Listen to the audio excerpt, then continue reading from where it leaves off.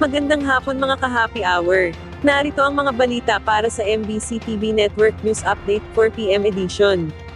Mahigit 400 pamilya sa Isabela, inilikas dahil sa Bagyong Paulo.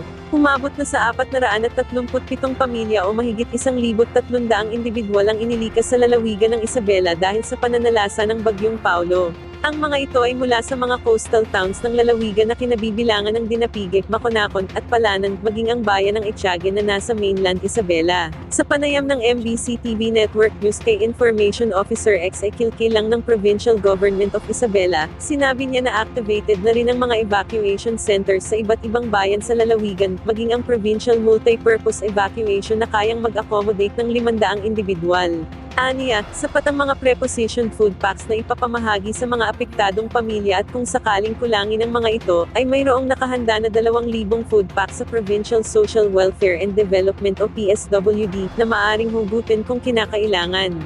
Dahil dito nga sa Bagyong Paulo ay may mga families na rin ho tayo na isinailalim na sa preemptive evacuation. Tuloy-tuloy, nagsimula ito kahapon o kagabi hanggang ngayon. Which is meron na ho tayong 439 families consisting of 1,339 na individuals.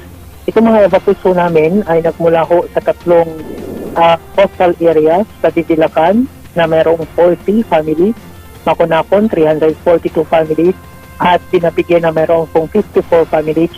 Meron naman isang pamilya ho ang inilikas sa mainland sa Etiague, sa Benito Soledad, at sa Ramon Isabela. And asahan pa ho natin sir na madadagdagan pa ho ito. Depende ho ito no, sa magiging epekto pa ho ng Bagyong Paulo.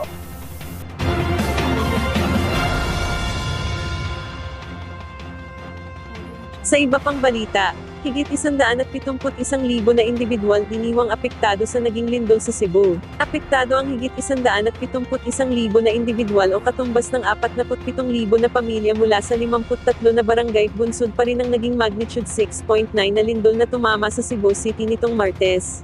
Ayon sa Office of Civil Defense, mula sa bilang na ito, halos 4,000 pamilya o katumbas ng 20,600 na mga individual ang nananatili sa labas ng mga evacuation centers dulot ng mga aftershocks sa lugar. Kasunod nito, tiniyak ni OCD Deputy Administrator for Administration Assistant Secretary Bernardo Rafael Lito Alejandro IV na patuloy lamang ang operasyon ng National Disaster Risk Reduction and Management Council para sa assessment ng kasalukuyang sitwasyon sa Bogo, Cebu na siyang pinakanapinsala ng lindol. Samantala, batay naman sa inisyal na assessment ng OCD, nangangailangan sa ngayon ang mga lugar ng Medellin, Sogod, Bogo City at Daan bantayan ng power generators, maiinom na tubig, hygiene kits, tents, grapple, flashlights at batteries, mga food packs, at maging internet connectivity.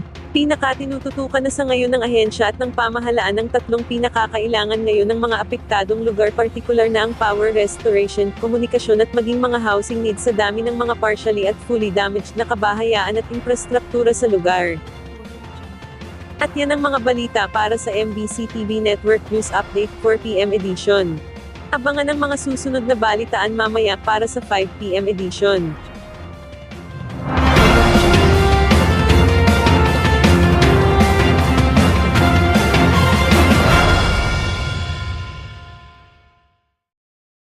Mga ka-happy hour, kung gusto mong manood ang mga balita sa MBC TV Network News Update, mag-subscribe sa aming YouTube channel, i-like ang aming Facebook page, at i-follow sa aming TikTok account.